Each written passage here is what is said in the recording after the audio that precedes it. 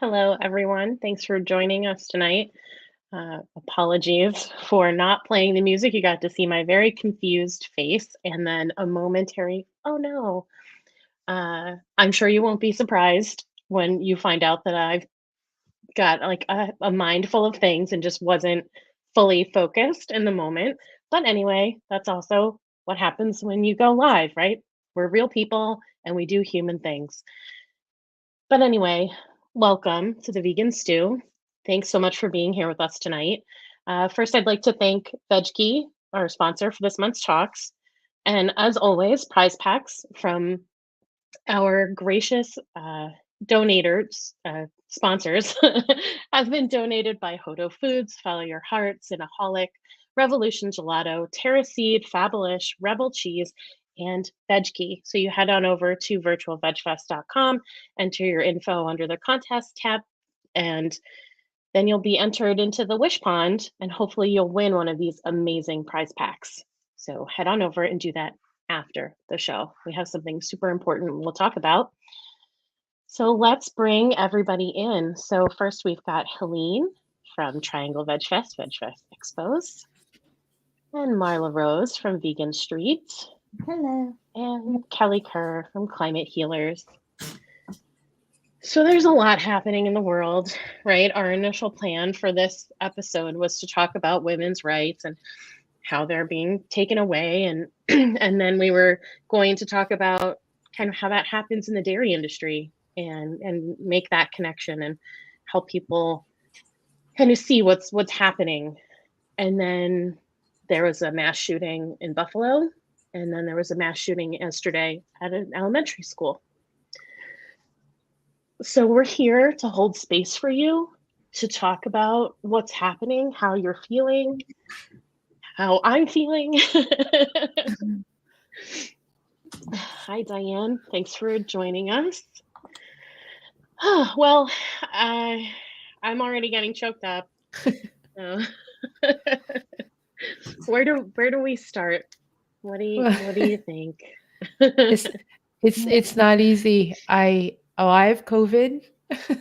So it's my turn. If you're not friends with me on Facebook, then you don't know, but I do. I tested positive on, I don't know what today, Wednesday. I tested positive yesterday. And hi, Susan. And I'm very congested and I have, some stuff going on, but this was a show that I didn't want to miss. I wasn't going to open it. So thank you, Kimberly, for that really good opening, even with the extra face. It's so cool. So Patricia's actually really good. It's just getting really, my heart just breaks. I don't even know what to say. Well, we kind of debated coming on at all, with everything that's going on. And I personally pushed the issue of, we're a talk show, we should talk even through the most difficult times, because we can't guarantee that next week something else might not happen. Right. So do we just delay until the world is rainbows and roses? It'll just never happen at this point. But we had a great topic. We'll move it to next week. And what I want to know is, it was funny. I was thinking about this today of like how to open the show. And Marla Rose sent me a message to say, like, send a message to all of us and said, well, what do you want to do? Like, what are we going to do about this? And I was like, I was just thinking about this, about, thoughts and feelings on what's transpired, and trying to figure out, what to do, what we feel about it, and sharing that with everyone, because we need to speak about it, because our ideas may help you and your ideas may help us. But it's important to recognize there was a school shooting in Texas yesterday. There was a grocery store shooting in Buffalo, New York. There was a shooting in California. There was also another shooting in Texas that isn't even spoken. There's not even spoken about. And personally, my cousins were in Parkland in Florida in the school shooting. So my family has been directly impacted by this, and it's 4 years later, and they still don't know how to deal with this. And every time something like this happens, all those people that have been impacted get triggered. Mm-hmm. And I want to say something really controversial, and then I'm going to try and help get Nast in here. So,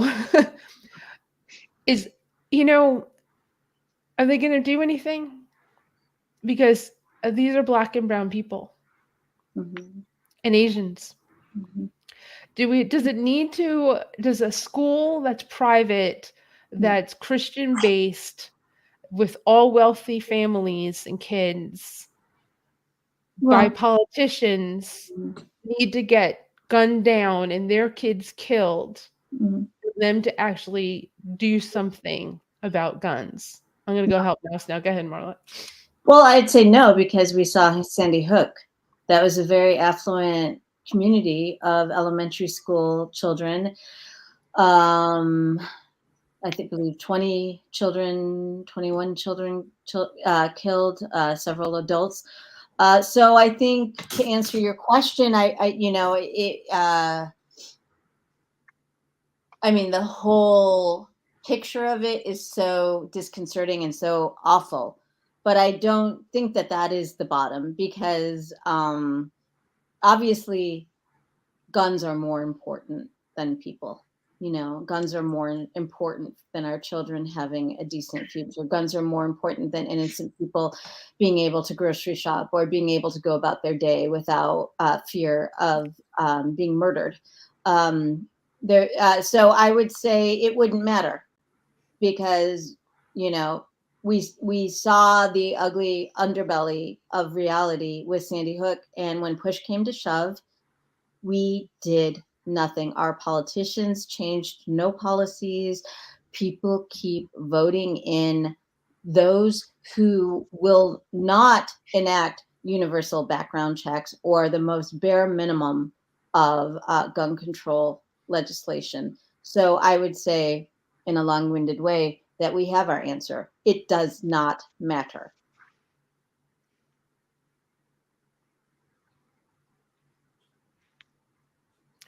Well, there's a piece missing, though. They may have been affluent, but were they Christian? Were they politicians? I feel like this has to hit home, because they're not. Because in Parkland, it's a high Jewish community and wealthy, and they have those kids, which they're young adults, have created a movement out of their experience, which is absolutely incredible. And that movement is to get guns off the street, to get their politicians to make a difference. And they don't care. The politicians don't care. Mm-hmm. They care about the money they get from their lobbyists, or they get their bribes that they get, and they do what those bribes say they need to do. And one of those is to not get rid of guns. And that's both sides. So if you're thinking like we're like this liberal group and Democratic voting, probably yes. But that doesn't mean that I'm saying like Democrats are any better. They're corporate Democrats, and they're fucking things up just as much as the Republicans are. They're just horrible at it, because they don't even they're not even good at debating or doing anything. The Republicans are fantastic at their role. Yeah, I would agree with that part. Yeah. I would agree that they're very good at people have died, right? Did you post this already? Because I didn't see it. It's all about power, nothing will be done. Mm-hmm. And I mean, but the power should be with us, not with the 400 of them. Right. Well, I want to say a couple little things. One is, these are like, 50 senators in the Senate who will not pass universal background checks.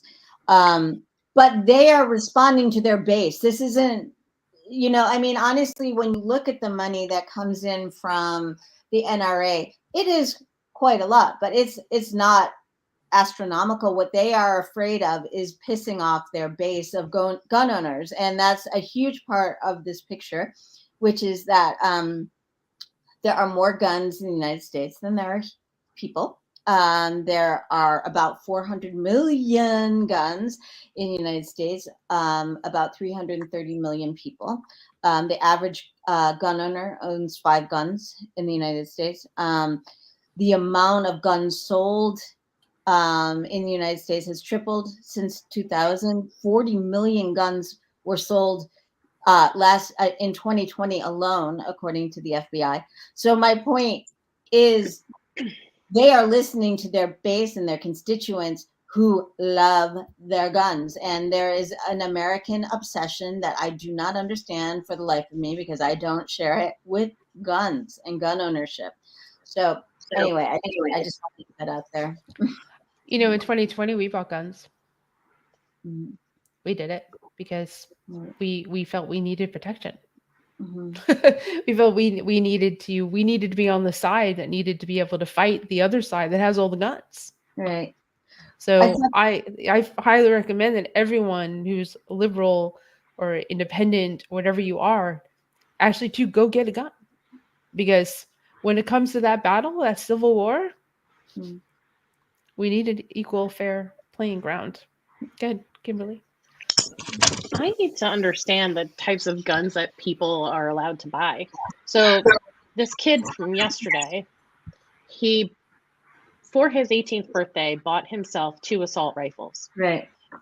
In what world does anyone need an assault rifle, let alone some 18-year-old kid? And, you know, they said he had no criminal history. He had no even history of, you know, mental health issues. So why would they question it? My question is, why the fuck are these guns being sold at all? Right. Well, and I'm sorry, 98% of guns sold are sold, more than 98% are sold to civilians.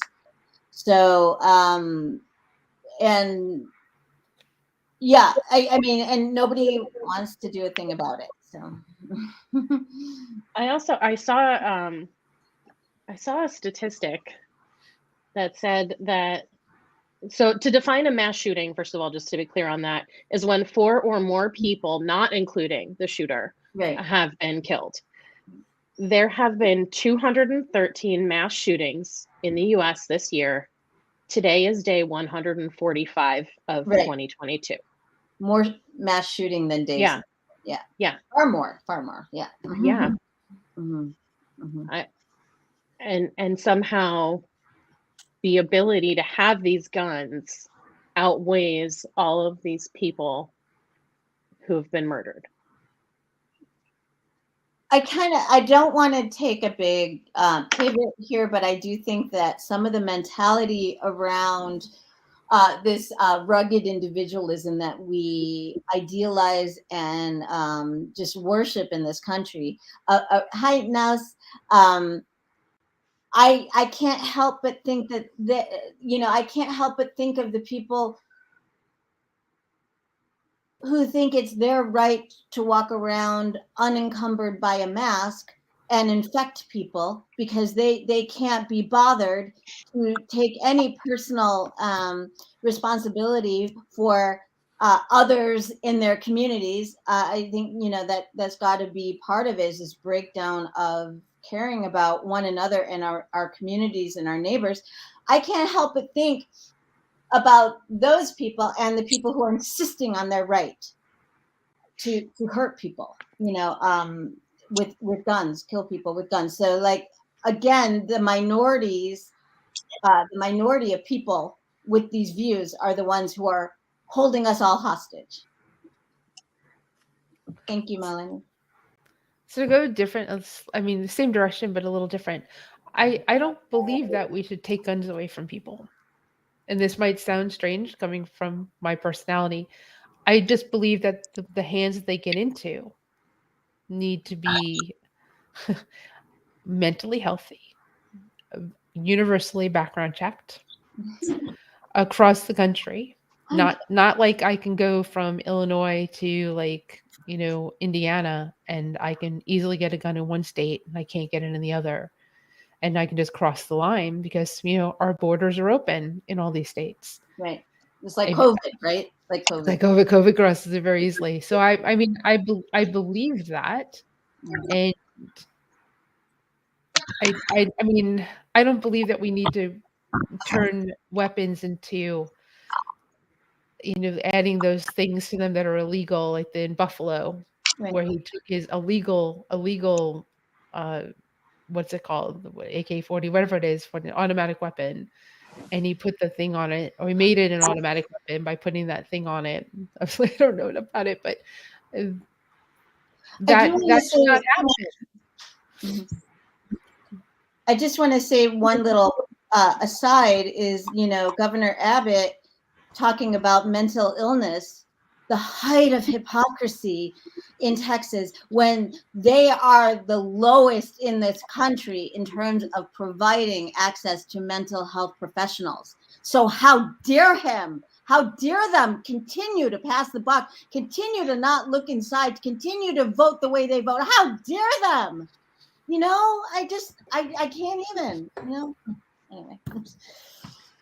Do you think that if you think something like this, I didn't look up the voting history of that community in Texas, right? Do we think that the history of that community, if someone can do that really quick, that'd be amazing. To see like how they typically voted, if they all voted Republican. And they, did they, do you think they do it again? Based on this isn't, it's a very small town. Everyone knows one another. So if the town typically votes, like, did they vote Trump in 2020 or did they go Biden? Because Texas is turning a little. It's got a little bit of purple. It's purple in all the metropolitan areas, the big cities. But I was like, here in North Carolina, outside of those cities, those areas, the educated areas, it's more Republican. So I'm kind of wondering if, because again, the people are more brown than white, and voting Republican is completely against their best interests. But did they? I think the thing with guns in Texas, it doesn't matter what your party is. You will not win as a candidate if you are squeamish about guns. So it is really less of a Republican Democrat thing because it's just so entrenched there. Unless you're in a little pocket, and even then, Well, I know someone who lives in Texas, and he said it's actually become way more liberal. It's not, living there doesn't feel like you're living in the Old West, and that amazed me. Like, like it's actually very vegan as well in Texas. They have some of the biggest vegan festivals in the country, which is a complete oxymoron to the overall state. But I live in a state right now that is purple, that votes Democratic on some people, like our governor, and votes Republican on our senator. That's why we have Tillis, but we have a Democratic governor.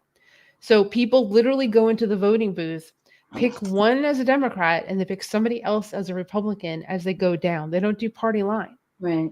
So I don't understand that, but that happens, and that leads to all this. It leads to the lack of education.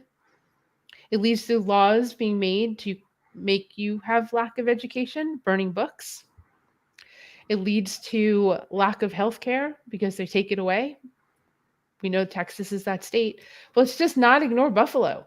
We can't ignore Buffalo. We can't ignore what happened up there. We can't ignore that an 18-year-old went into a grocery store, targeted a grocery store of an African-American community, and intentionally went and killed them. Mm-hmm.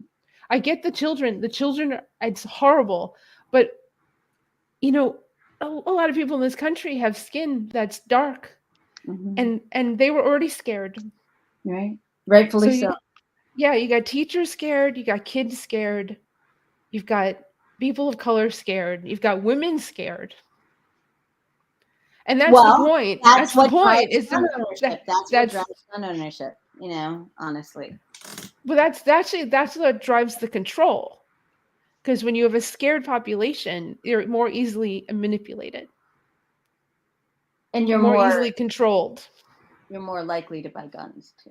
Sorry, But it is true. It's yeah, I know, but but we have to go further than that, Marla. We have to go further than that. We have to go deeper than they just bought guns. no, Why I, are they I, buying I guns? agree with you. That's why I don't think the conversation should be about should we take away the guns. Like nobody's proposing that. What we need to get at is the basis, the seed, the root of what this is that makes this country so inclined toward violence. What is this death cult in this country? So the gun is just an expression of it. You know, I mean, the fact that we have easy access to it doesn't make it any, you know, easier. But the fact is, there is this seedling within. There's some sort of rotten seed of violence within this country. So now, sorry. The rotten seed of violence within the country. As a person of color, it's been 500 plus years here.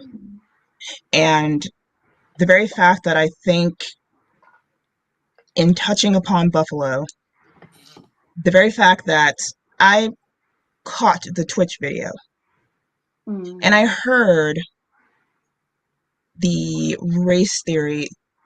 I heard Tucker Carlson. You can hear him. Like, you can hear him playing while he goes in, before he goes in. And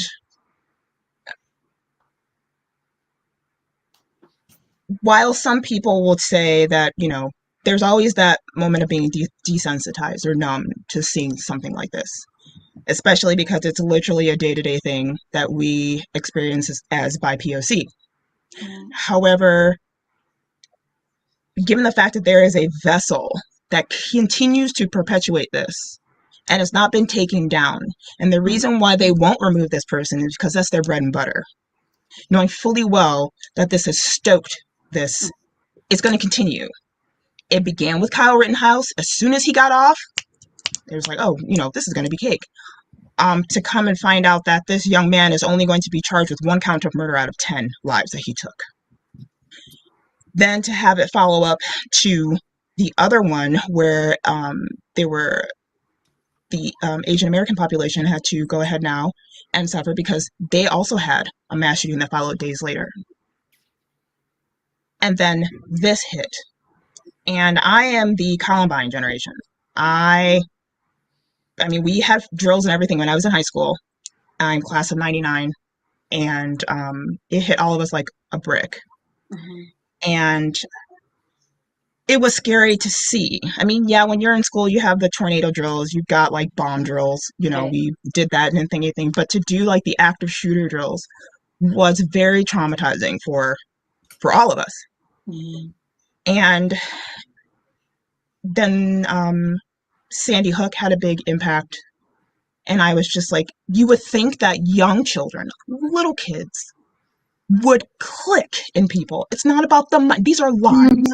These are lives. But no, nothing. Thoughts and prayers. I'm tired. This that occurred, I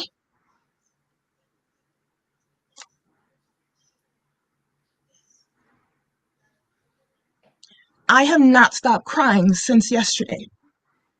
Since it broke. Because there have been people on TikTok who were there to hear these guttural screams and cries from these mothers. And then, I don't know who else will know, but when Columbine shooting happened, yes, honey, I'm okay. That's my little one right now. The POD released a song called Youth of a Nation. And in that music video, I believe there were kids that were holding up pictures of family and friends that they have, or kids that they had lost to school shootings, sisters, cousins, whatnot.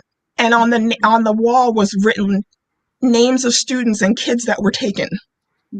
So someone on TikTok did a video and played that song and played it with all the younger kids that lost their lives.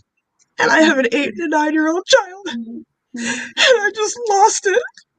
Because it's one thing to say our hearts are with these parents. And my children are homeschooled, and I will continue to homeschool them. But we have to do more than just have our hearts break for them. We have to do whatever we can to take action. And we have to vote. We have to get these people out who don't care. Because you can't say you are pro-life Right. These kids mattered for lives that are not here yet. These babies' lives matter. They mattered. And there are parents now that are going to be planning, instead of planning birthday parties, they're planning burials. And this is not fair. I'm sorry. No. I'm sorry. I'm going to No. say this. Come here. Come here. Did you? It's okay. This is my 8-year-old. This is Ikenna. And my 9-year-old is in his room. And just to picture their faces if something were to happen. Yeah. It's just enough is enough. Sure. And you can't just say enough is enough. Yes, we have to march. No one is saying to take guns away. No. You know, it's Exactly. regulations. Regulations. There should be no child that is allowed to walk in there and buy a gun. It's harder to vote. There's so much to do. Getting a driver's license is so excruciating. They'll run you down. Yeah, exactly. Put 2 and 2 together. Yeah. It's because the next thing you know now, it's like, okay, when's the next one? Right. Exactly.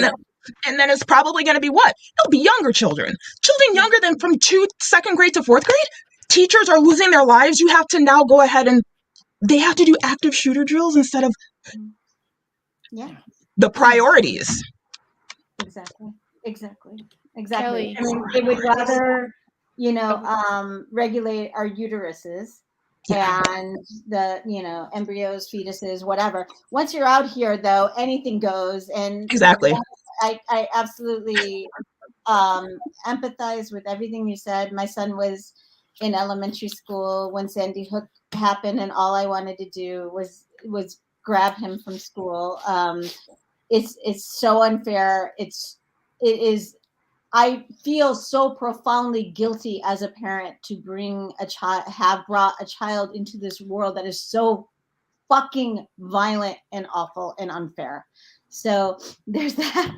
Kelly, it seems like you have something to say. I don't mean to put you on the spot, but I want to hear from Kelly because you're in Canada. I mean, what do they say about us? I mean, what's it like there? I mean, there's no place else in the world that's like this country that we're living in, and the stuff that's going on. There are countries that are religious-based countries that will have less strict abortion laws than this one very soon. So you're our neighbor. You're like our neighbor that we normally were like aligned with on everything, but you don't want to be aligned with us. No, I mean, we think that we have a gun problem here, but although we have a tenth of the population as you, our gun violence is like a fraction. Like I think there was like 200, maybe 300 deaths of gun violence death, last year, right? You guys average like 20-something thousand a year, right?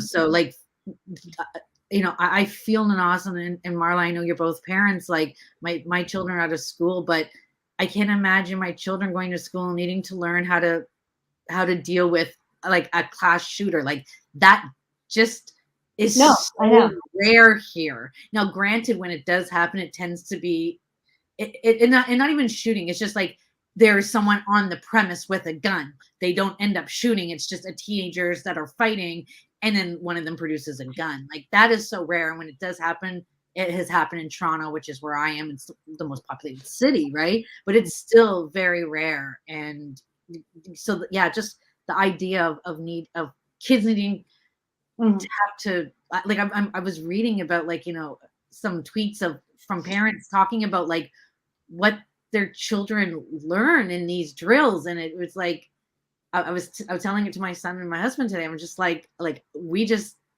can't comprehend that. Like children needing to learn how to like even sacrifice their bodies for the rest of the students, by like throwing things. Like it's just we can't comprehend it. So I don't want to just dismiss like our gun laws, I mean, I'm not familiar with our gun laws. I know we just passed a stronger gun law that I think has to do with like grandfathering guns. So like you know, if you're selling a gun, there has to be the whole background check and this and that. Like I grew up in a household with a hunter. My dad was a hunter, and I never saw his gun ever. It was locked away. He would not tell us where it was or where a key was. Like he was very, very responsible about that and making sure that we understand gun is not a toy, right? You know, so I think that used to be more the culture here too. Like children who grew up in rural communities, that was the norm. It's like there may be a gun in the house, but it's not bandied about or accessible, you know. Yeah, I mean, it's kind of interesting because, you know, this whole idea of the great replacement theory. The title. Why are you shaking? What's up? The mouse on mute. Okay. That is a rebranding really of what historically Jews have also been living under, which is this idea that Jews are here to steal your jobs. Jews are here to make all the money and give none back. The Jews are, you know, they're the devil. That, you know, Jews will marry your good Christian people and, you know, ruin your bloodlines. So this is, honestly, I don't mean to diminish the Great Replacement theory, but it is a historic, there is a basis of it far beyond the original book that goes way back. But I guess the point is like, we really need to think about what, you know, when people came to this country and quote unquote settled it, the colony, is that the seed of the violence in this country? You know, no.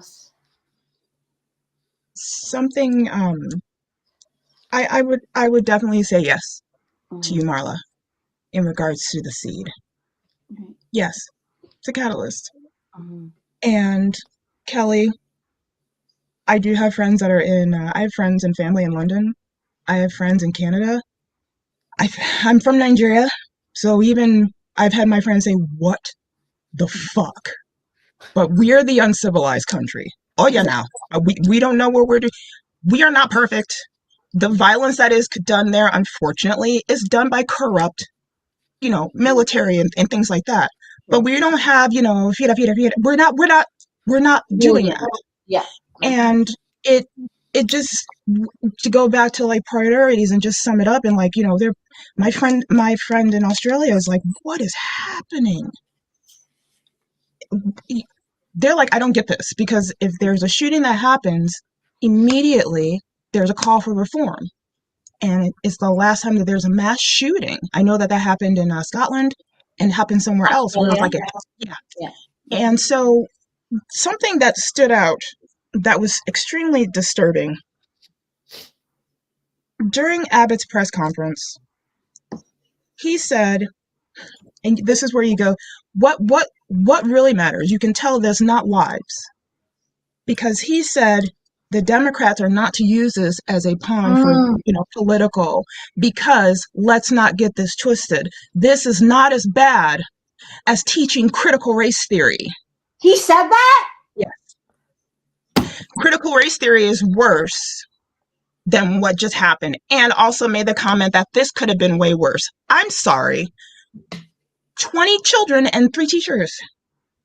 And critical race theory is not, it's the boogeyman. It's not taught. I mean, like, I wish that it were, but it's not taught in public school, elementary. It's not.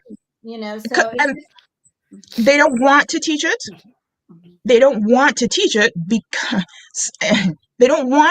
because somebody said something very true. Pictures in the 50s and 60s were done in black and white on purpose to make it seem like it was so far away. I had a friend that is a history teacher, and she said the reason why they don't want critical race theory to be taught is because those pictures put them in color. That's someone's aunt, grandfather, grandmother, great-great-grandfather that they can trace and look at Right. that picture. They don't want to be Mhm. caught. They want to keep it that was so far away. Right. There's diversity here. Mhm. I don't understand, even getting back to the trying to control the autonomy of women's bodies. So one state passed it where it's 15 weeks, another state passed it where it's conception. Yeah. Yeah. It's Where because everything comes down to states' rights here, and that's a huge mess. I wish there were some way out of that, but that's like from Jim Crow on down. That's it's up to the states. It's up to the states. It's up to the states. Until the federal government does something about it. Don't move to Oklahoma, no, Kimberly. So Don't that move got me there. with the states' rights thing. It got me thinking, didn't Biden just sign some law today supposed to be like I don't know if it was supposed to be like honoring George Floyd and changing the way that police interact, but it's Right. not the police who murdered George Floyd. It's federal agents. Mm. So Mhm. this law that he signed changes how federal agents interact, and it is hopeful that local police will follow that Right. plan, Mhm. but he doesn't have the ability to make the local police make those changes when they're the ones who we're seeing do this. Mm. There's nothing that seems like that can be done. There's more and more, I mean, mental health also comes back into play. The very fact that one of the things that I advocate for is mental health. I don't like the stigma, and especially in communities of color, there's a stigma with mental health. Mhm. It can never get better if you don't address it. So I'm a huge proponent. I suffer from anxiety since I was 12. I suffer from depression. There's not one person right now who, if you weren't suffering from depression or some form, you are now, because look at the climate of what is going on. So, but I was like, I watched the video cam footage of a older woman of color who's a grandmother who was having a mental health crisis, and they shot her. A young man who is an African-American young man who is a gifted pianist was tased. The parents called because the family called because he was having a mental health crisis. So he had a breakdown. They tased the young man and they shot him 3 times. It all comes down to, and then kind of touching base about, he passed it at the federal, but these states will hire cops that were let go due to violence, misconduct, and they'll hire them again. They just got rid of a cop who stomped the head of a black man in front of the rest of the cops. When the cousin came out and asked the cop for his card, he said, "We don't have any cards." The other cop, who's black, looked at him in the face, it was caught on camera, and said, "Come here, I have a card, we carry cards." Wrote down his information, all of it, since apparently he didn't have a card. There was a white female cop who was just flabbergasted by his response. She pulled out her card and gave it to the... So he was fired because it came to find out that he had a record of violence and a very troubled background when it came to people of color and racist background. And you have to look at, with all the reforms that happen at the federal, going back to with Roe v. Wade, where the Biden administration is just pretty much bracing for violence. Will there be violence? Yes. We don't storm the castle.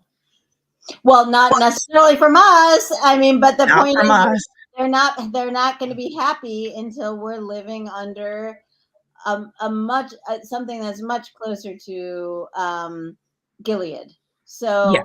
It's just we can call it what we want to. It's like they're gonna that's not the end game is not overturning Roe v. Wade. Oh no, Kelly, is Canada ready? Is it ready for the influx? Oh, I wish we could go there. They don't want our asses. They don't, but how do you turn away the people that are sane? Because that's who's going to go. Mhm. Those are the people you want in your country. I And wish then it was. you leave the rest, you leave the rest of them behind, and you hope to get the ones that get stuck out. I mean, we talk about that. I mean, if you haven't watched The Handmaid's Tale, you should. It's worth paying the money to Hulu to do it. It's incredibly disturbing, but Who needs dystopia when we have reality? Who needs? well, that's the thing is you kind of go, did they watch that and then sit down and say, It hey, was you not know what? supposed to This is be a really good construction idea. manual. Yeah. I It was supposed to be a cautionary tale, not an instruction manual. I just thought of something. Thanks, ADH brain. Autism is fantastic. Okay, so going back to what Marla said, she was like, "Why do we need to read where you can actually look at what's happening?" Okay, I'm a Marvel fan, so I have Disney Plus, and Marvel has a show called What If, and that just triggered something in my head where it was the What If Zombies episode, and one of the characters said something about, Spider-Man was like, don't you guys have, in regards to like the just craziness with everybody being a zombie and what was going on, and he goes, don't you guys have television? Okoye is like, in Wakanda? And she's like, we don't need it. We see what you guys have. We just look at what's going on in America. It's like, Yeah, I don't need it's true. You know, You don't need it.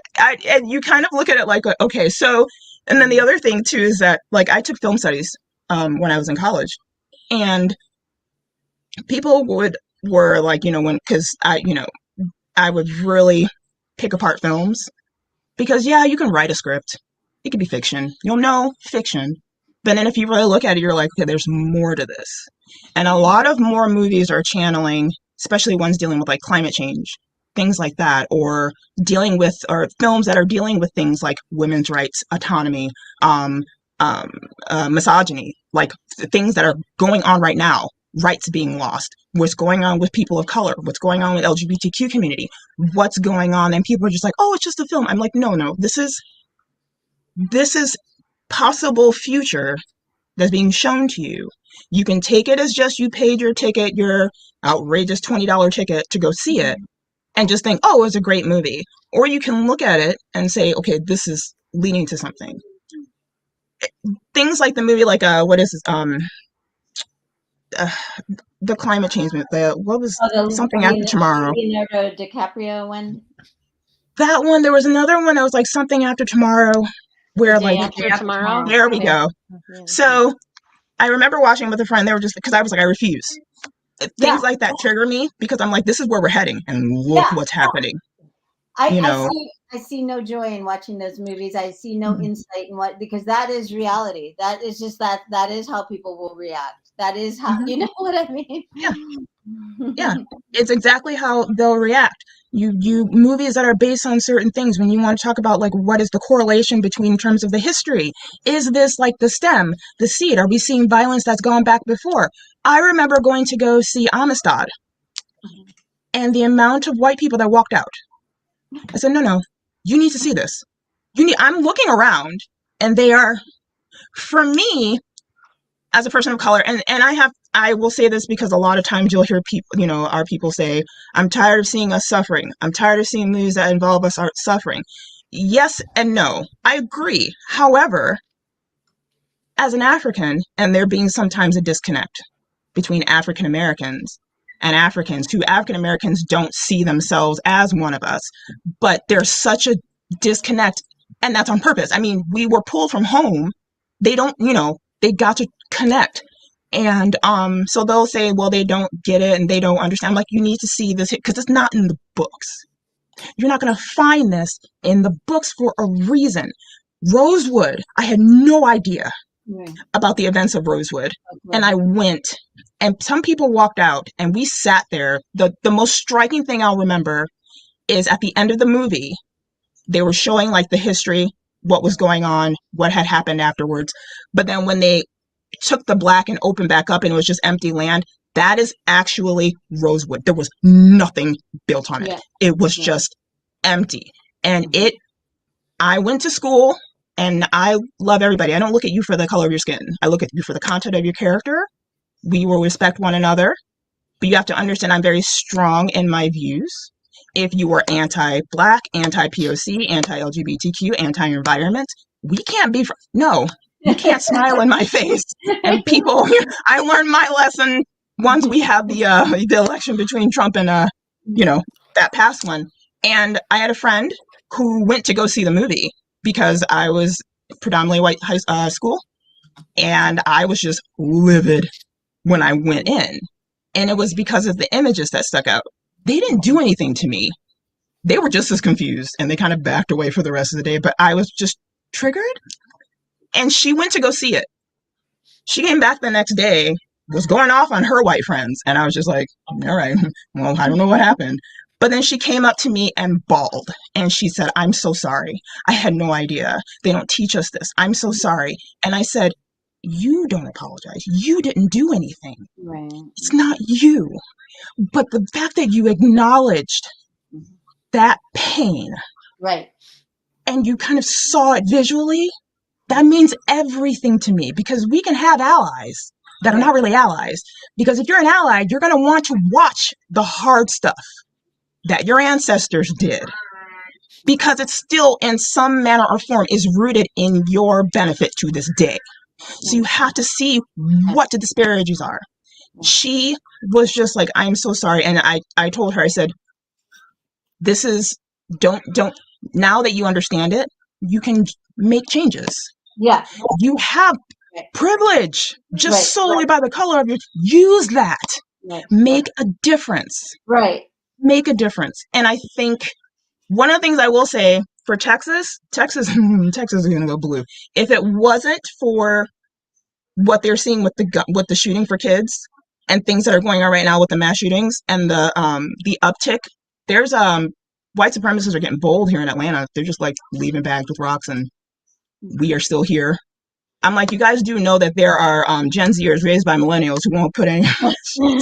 I will blare emo music and we will just go. That's our call. Anything from the Gen Xers, we've got our call. And we won't know. I mean, I'm so proud of Gen Zers. They are bold. They are like, yes. And my little ones, they're just alphas, but they know too. And I'm like, you keep going here. In this world, like, how is this acceptable? How is this sane? How is this okay? So Kimberly, did you have something to say? I did. I just wanted to recommend a book. So if anyone, a book that I read, I think back in 2020. So what Naus was just talking about, it, if you're interested in more history and really learning about where so much of this violence comes from, I found the book Stamped from the Beginning by Ibram X. Kendi to be so horrifying and eye-opening. And I've been aware, for a long time of the amount of privilege that I have coming from where I'm from as a white woman. But it's become more clear. And so I'm so determined to learn and really understand where I can make a change and how I can help people understand that we are in a position to work to make things better. And this book, I think, is a really good place to start. It's long and it's heavy, but it's important, and it's stuff that we are not taught in school. It's stuff that kids are not learning now, but it's the truth. And did you say it's called? So I just wanted to recommend that. Stamped from the Beginning. Stamped. Like yes. Yeah, I'll put it in the comments so all of the viewers from all the different spots can see. I'm gonna show you guys something. So shout out to my friend, but this shirt here, which he did like the Ramones, so it says vegan, and then of course it says this is my friend of the Vegan Vampire. He has a clothing line and shows more of us that are within the scene that's that exist, and compassion for the animals, for people, for the planet. It all comes full circle. That's why you can't.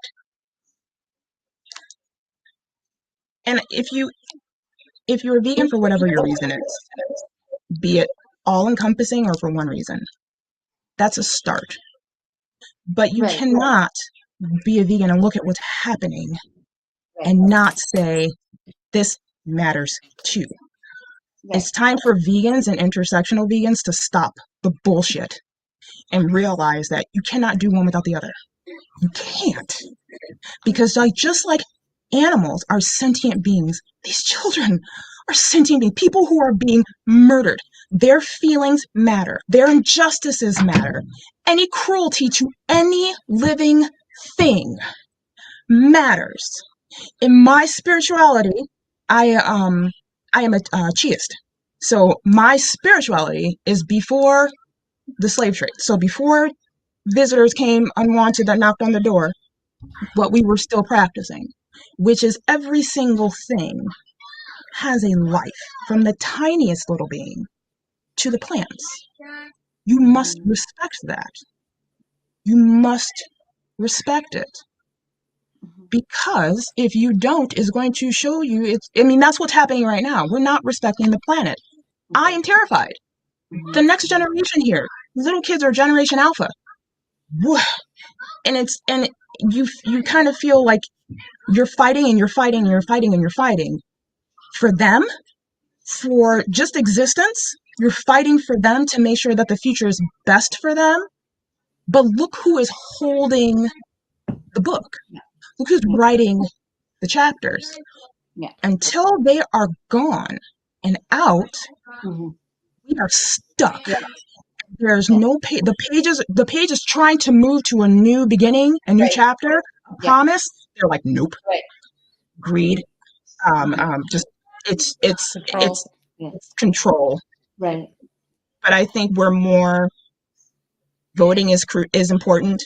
Voting is very important. I'm so looking forward to seeing Stacey Abrams take it for Georgia. So we hope so. Suddenly Georgia will be the state to move to. Yeah, because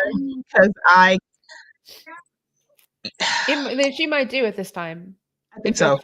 If Warnock can hold on, again, just a football player who's got scandals backed by Trump. If Warnock can hold on and they can change that state to a blue governor, that'll change Georgia. It'll change Georgia for a very long time. And the last election proved that Georgia's ready to make that flip. Yes. And unlike North Carolina, and certainly not South Carolina, and Virginia is going backwards. So with their new governor, so you just kind of any state can flip. When I moved here, North Carolina had an awful governor who just lost his Senate bid. So oh no, yeah, it was too bad. Oh, yeah, too bad. So against another horrible Republican. But sorry. Go ahead, Marla. I was just going to say a few things. One is that we need to get these guys out of offices ASAP. And, obviously we've been saying this for years, but we really, really need to, because we need to get these younger, progressive, compassionate people in office ASAP so they can turn this horrid ship around. So, yeah, I agree, vote. I would also say that all of these states that are currently red are doing everything they can to disenfranchise voters and to redistrict and to make it harder and harder and harder and harder for Black and brown votes to count. So we need to commit to getting as many people out and engaged as possible. The other thing I was going to just really quickly say is the point of the takeaway, I think that so many people are so defensive and bizarre about critical race theory, just absolutely cannot sanely engage on the topic, is for whatever reason, the point is just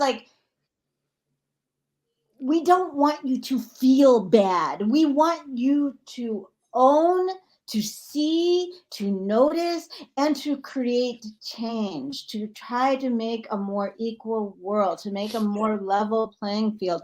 So it's not like that we want people to say, oh, I'm so sorry.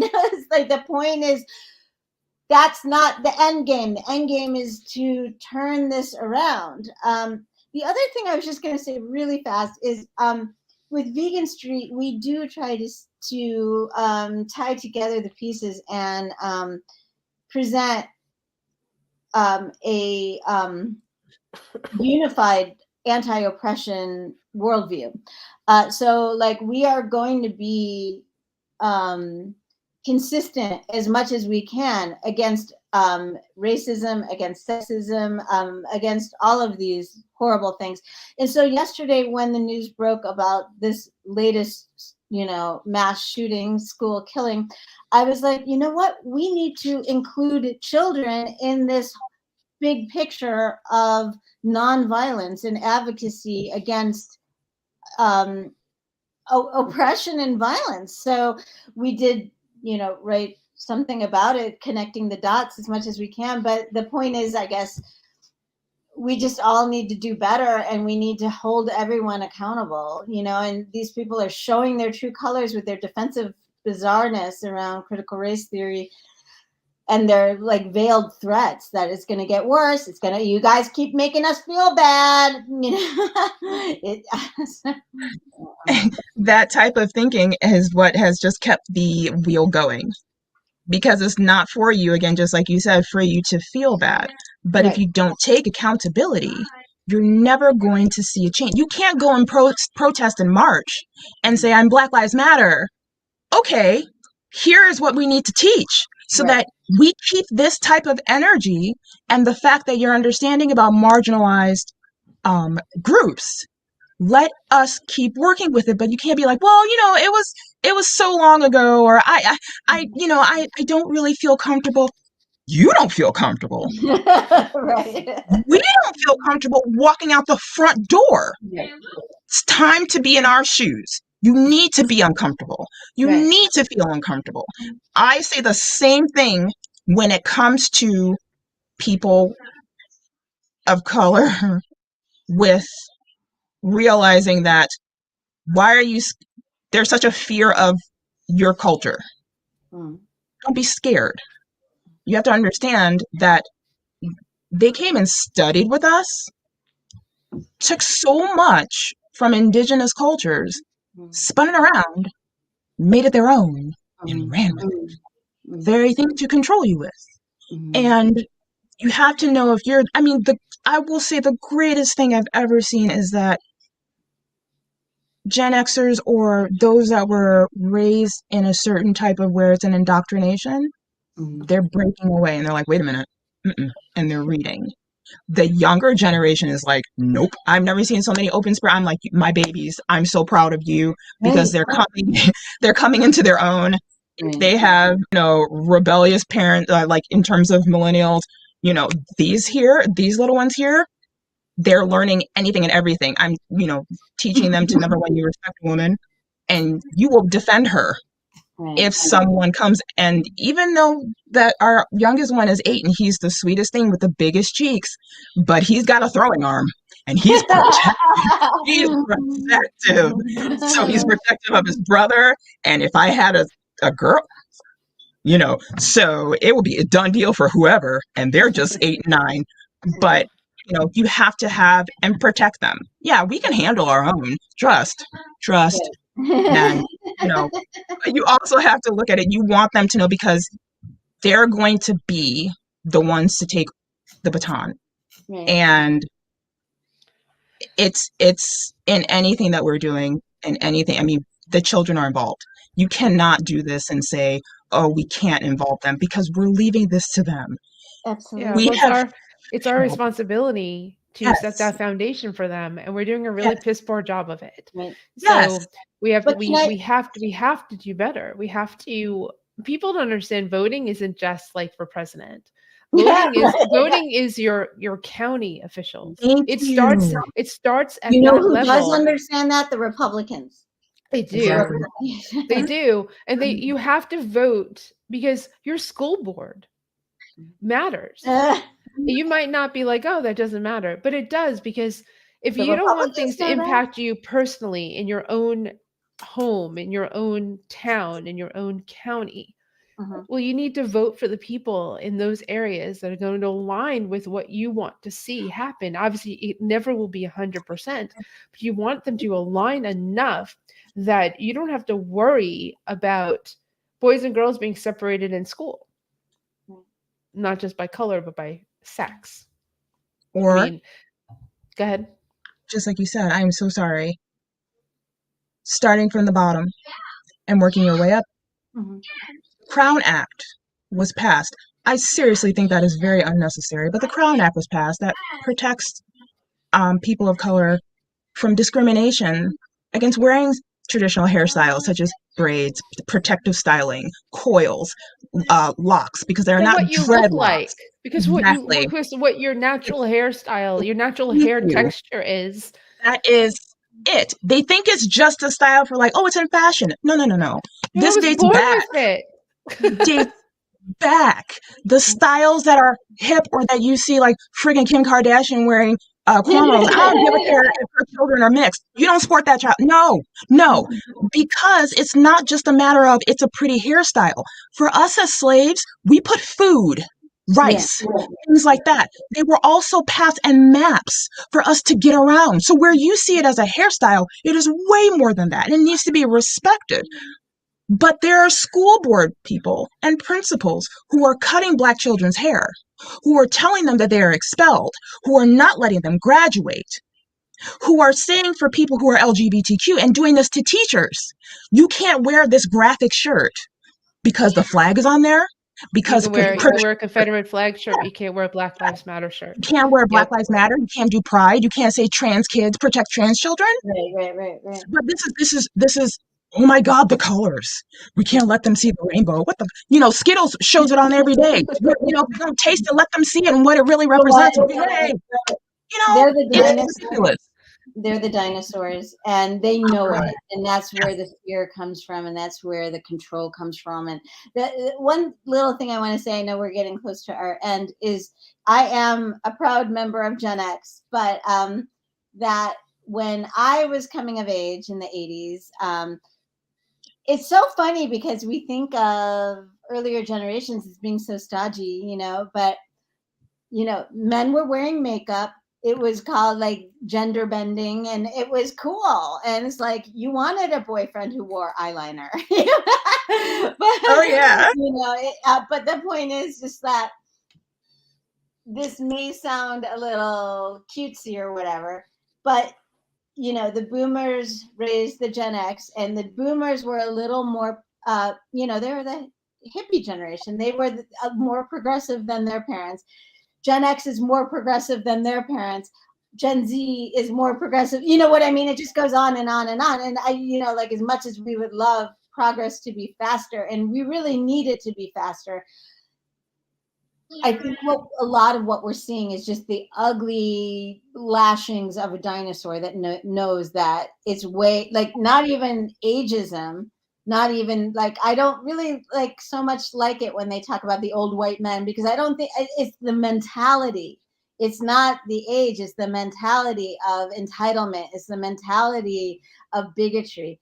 So what we are experiencing is the thrashings, and it's going to be violent and ugly, but we're going to get to the other side of it, I believe. So, well, I hope we do. But I mean, what scares me is a place like Long Island, where I grew up, which New York is a liberal state. Long Island out in Suffolk County was more conservative, more Republican, but the island has turned. It's changed. The generation that's my generation who's raising their kids now are voting Republican. You know what that generation is? It's a generation of immigrants, first-born immigrants in this country, from people from Italy and Ireland and Europe. And they're voting Republican, which is completely against the self-interest of everything that you just said, Marla. It's not the stodgy old people. They have impacted a group of wealthy people on Long Island who hate Black people, are racist, don't like Black Lives Matter, and are complete opposite of their parents. Like these are people I grew up with that are there now still. It is horrifying. I have friends that live there are horrified at the school board meetings. And this is a state I never thought I'd see go red. Wait 2 years. I don't. New think York, so. New York's leaning towards purple, and Long Island has 8.5 million people on it. Long Island can stay over there. It is. They can't sit with us. They can't sit with us. It is just absurd. It's absurd to see this stuff, but to see it from people our age. It's scary. People who are literally. Stephen is first generation. His mom came off the boat from Italy. He's first generation. First generation kids are voting against their own self-interest in a place where their education is amazing. More money is spent on education. They there don't than view it most as their states. self-interest, though. It's just I can't even tell you what it is. It's just so frustrating. And just to bring it all back, let's bring it all back to what's going on. Education, money, power, greed. Really not giving a shit about anyone but white people. That's what it is. White men, sorry, because it's not women. The women may think that they have it until the men get their way. And then the women are just going to be like Gilead, cutting your finger off if you read, So women aren't to play. No. I'm gonna say that it is white men and in some way white women. Not all. It's also Black women. Look, anybody, because I scratch my head so many times when I see any person of color who's Republican. I'm like, really? Like, I don't understand. Where do you think that they're going to look at you and be like, oh, you're just extremely, extremely tan? They don't care. You're the exception. Thank you. I mean not you. I mean them. Them. You're the exception that they're not going to do anything to you. Oh, they think that, and I'm like, you're missing that. It's like they're missing that thing. But with where it comes to Roe v. Wade, and I watched a very disturbing TikTok when I found out I was pregnant with Amoha. I found out because my stomach was hurting, and I figured maybe it was just gas. So I was like, okay, ginger beer, ginger chews, maybe that will help. I don't know what's going on. And I was like, okay, then if it's not improving, I'm going to go ahead and go to the ER. I'm like, I don't want to just take a chance. This is not feeling right. And it got sharper and sharper. We go there, and they went ahead to take me back for an ultrasound. And the nurse was ecstatic to run into the room after a while to tell me, guess what? Oh, I'm so excited for you guys. And we're like, what? And she's like, you're pregnant. I'm like, shut up. At that time, my ex was like, don't do that to her. Because we were trying. And he was like, don't do that to her. At that point in time, my pronouns were she, her, and they. Yeah. But he was like, don't do that to her, please. Because don't do that to me either, because we're waiting. And I was ecstatic. So she's like, oh, I'm so sorry. No, that's true. And then the doctor comes in, a different doctor, and states that yeah, so you're pregnant and it might look like it may be ectopic. Walk straight out. I'm sitting there like, so then she doesn't come back. Another nurse comes in, and he's like, so yeah, this is what ectopic means, that the baby could be against a wall, and then it's a possibility that not only could you lose the baby, you can lose your life as well because of where it is. And then I kid you not, as I'm trying to process this, he says, so where are you going to deliver the baby? My ex is 6'5". I was like, for anybody who's in the hospital, prepare to see Hulk smash, because he was like, how dare you ask that question? Where it's a possibility that I could lose both of them. Right. The reason why it was triggering, and luckily, that Amo has a healthy, close to 5'5", eats like a football team, vegan, super tall and healthy, and thinks he runs the house, and I wouldn't have any other way. But it was very disturbing to see a video of where someone was asking a woman, so you're looking at the older generation, about abortion rights. and what she thinks. And she said immediately, well, no, I think, every baby matters, and, God this and God that. And then he said, well, what about ectopic pregnancies, which are a high risk to the mother and to Yeah. the baby? She opened up her mouth and said, God has a plan. They matter too. Everything will work out. If it's divine that the mother passes, then I said, oh my God. And these are the people who vote. We're in trouble. These are the people. That's you're Evangelicals. 100% right. You can't. Yeah, you can't. I'm sorry. You can't vote based on God because it's this magical mystery thing in the sky. And I believe I'm coming at this as someone who believed in God up until like the last year. Yeah, I believe in science. Your body is saying, no, this baby is not going to work. So science makes it so that they can remove that baby so you don't die.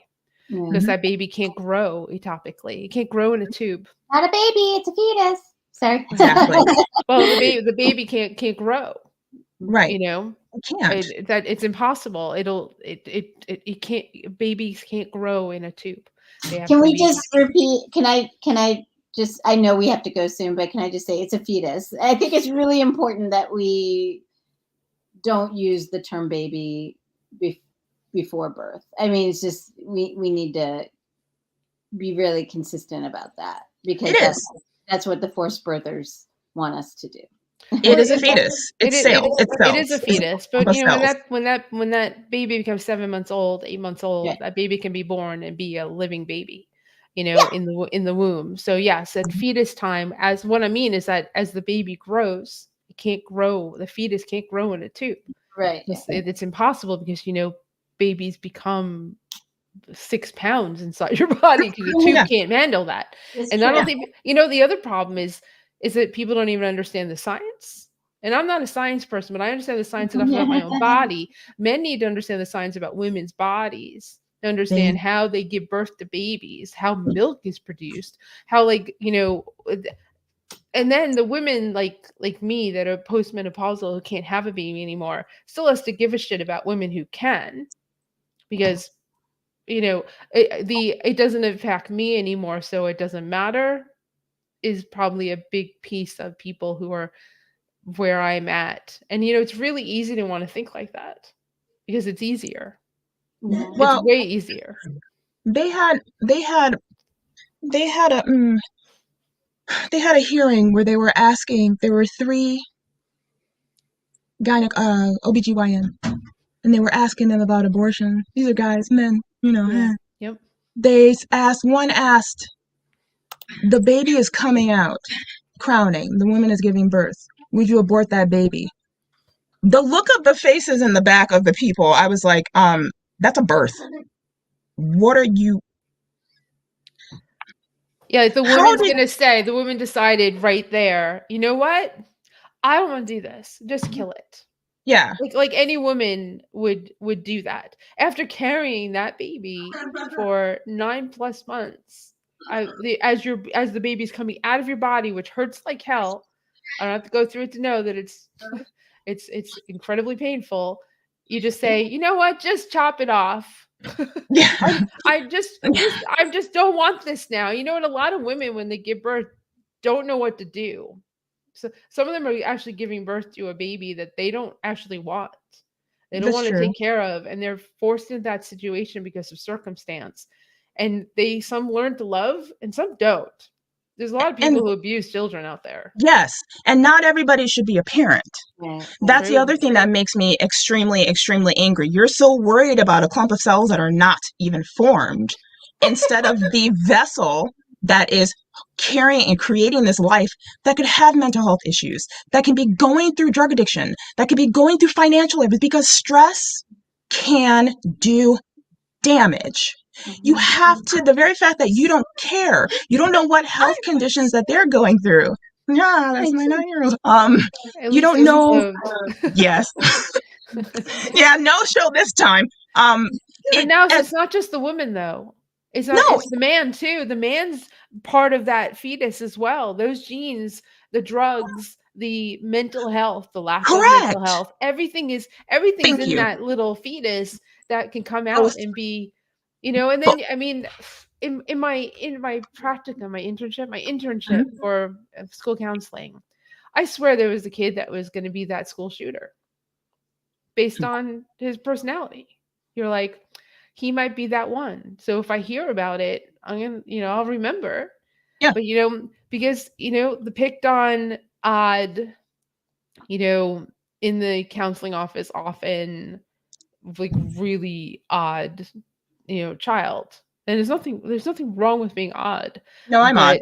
But Nothing wrong with that. Right. It goes to a point where you go, when the kids are so mean, yeah, and the teachers are so mean, and there's nobody there to back that kid up because they're odd and off. That's the bullying. I don't know what was wrong with the 18-year-old. The 18-year-old is a white supremacist in Buffalo, and yeah. I don't know what's wrong with this kid, this high schooler in Texas. I know in California there was a disgruntled man, and they took him down in the Asian church, and the shooting up in Dallas of the Asian women, and that's something that happened in Georgia too, in Atlanta too.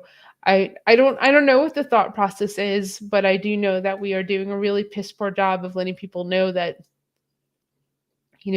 everyone you're not better than me. I'm not better than you. Skin color matters because it matters in this world, but in reality, it shouldn't. We should be able to live and get along and love and care for one another. It doesn't mean we all like each other, because we don't all just like dogs. Some dogs like one another and some dogs don't. Even though they're really cute, loving dogs to us, they meet other dogs and they go, I don't like you. Well, I meet people and people meet me that go, I don't like you. And that's okay, because there's millions and millions and billions of people on the planet. We don't have to be friends with one another. But you know what? I still need to respect you. Correct. I'm not quite sure. It hasn't been revealed what triggered him. Right. And as someone who was bullied from first grade until junior year of high school, and I mean severely bullied, mental health advocacy in schools is poor. It's not addressed the right way. Luckily for me, I've never been the type to snap. It was just that, unfortunately, I was very sad, individual. You're trying to process what's going on.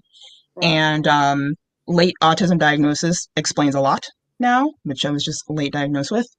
And but it's difficult, because I mean, you see what goes through it. It breaks my heart when I see of kids either committing suicide because they've been ignored for being bullied, or something like this, where there's two ends. Either A, they snap, right, or B, they say, I have no other reason to be here.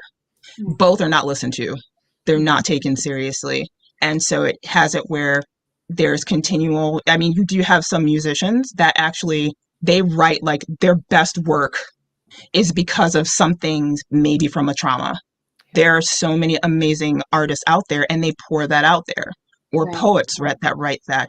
And it's horrible that is the case, and it needs to improve. Mental health in the United States is piss poor. And the other thing, like you were saying, we should all not look at skin color. We should look at the fact that, we all bleed red. However, just like you said, the mass shooting, the Asian, he was killed. The white supremacist, he was just taken. Same thing with Dylann Roof, taken. This young man, they immediately said he was gunned down. And then you look at what's going online, where they are saying that the Republican Party is using this to their advantage, or trying to, saying that he was an illegal immigrant when he was born here. Also that he was trans, they were making that up. Oh, yes. Paul Gosar, I'm going to call you out right now.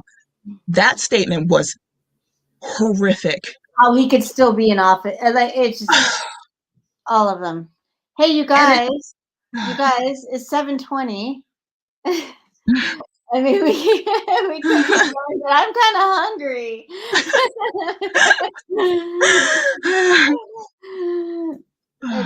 I finally sneezed. All right. Well, we can obviously we can talk about this topic. It's going to be relevant for more than just this week. And sadly, it'll be relevant in other weeks as well. But we appreciate your joining us and watching us while we have this conversation, because these are conversations that we hope you're having with your friends and your loved ones. Because not just watching us have them with each other. Because I know in my house we are talking about it. I know in Marla's house is being talked about, and clearly in Now's house, Kelly's house, yep.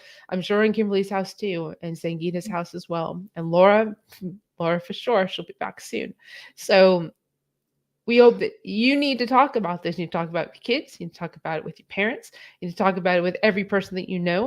And you need to influence people who aren't going to vote, primaries and full-on elections. Local. Because who gets local, especially because that's where you live and that impacts your everyday life. And then you have federal and state, which also impact your everyday life or can take your rights away. So these are things that you really need to have outside of just listening and watching us, because this was not an easy night for any of us on the Stew Crew to have this conversation.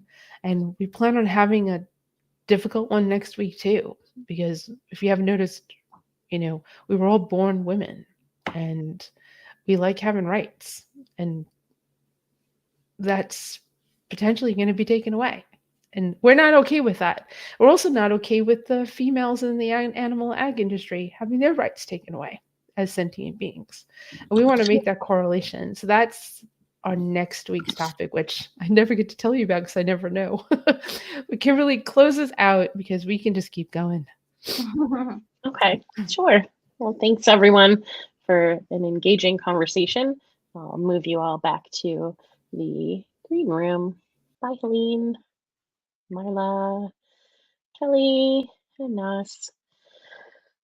Well, I hope that you have felt seen or held or supported during this conversation, and that you've learned something maybe as well. Just keep learning, keep speaking up for yourself and each other, and I don't know, have these conversations like Helene said. It's so important that we don't just let this go by as just another blip on the radar, and that so often is how it seems to be. All right. Thank you for being here. Thanks for all the comments, for engaging with us. And we'll see you next week for another super important conversation. Thanks. Bye-bye.